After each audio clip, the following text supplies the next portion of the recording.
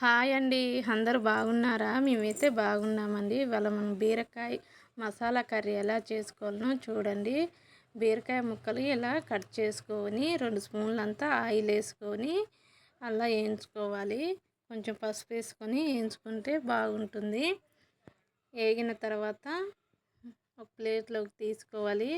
అదే నూనెలో పచ్చిమిర్చి వేసుకోవాలి, పోపు గింజలు వేసుకోవాలి, జీలకర్ర వేసుకోవాలి, కొంచెం ఎల్లిపాయ ముద్ద కూడా వేసుకోవాలి. ఉల్లిగడ్డలు వేసుకున్న తర్వాత మగ్గటానికి సాల్ట్ వేసుకొని పసుపు వేసుకొని వేసుకోవాలి. మగ్గిన తర్వాత టమాటా వేసుకోవాలి, కొంచెం కారం వేసుకోవాలి, కూరకు సరిపోనంత మసాలా వేసుకోవాలి, ధనియాల పౌడరు, గరం మసాలా వేసుకోవాలి. అవి మగ్గిన తర్వాత మధ్య మధ్యలో కలుపుకుంటూ మెత్తగా ఉడికే వరకు మనం చేసుకోవాలి. ఇలా చేసుకుంటే బాగుంటుంది బీరకాయ మసాలా కర్రీ.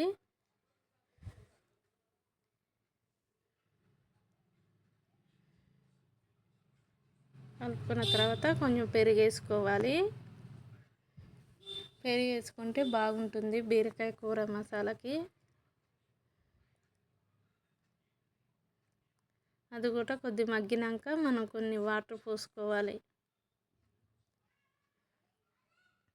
వాటర్ మసిలినాక కొద్దిగా ఆయిల్ పైకి తేలినాక మనం వేయించి పక్కన పెట్టుకున్న బీరకాయ ముక్కలు వేసుకోవాలి.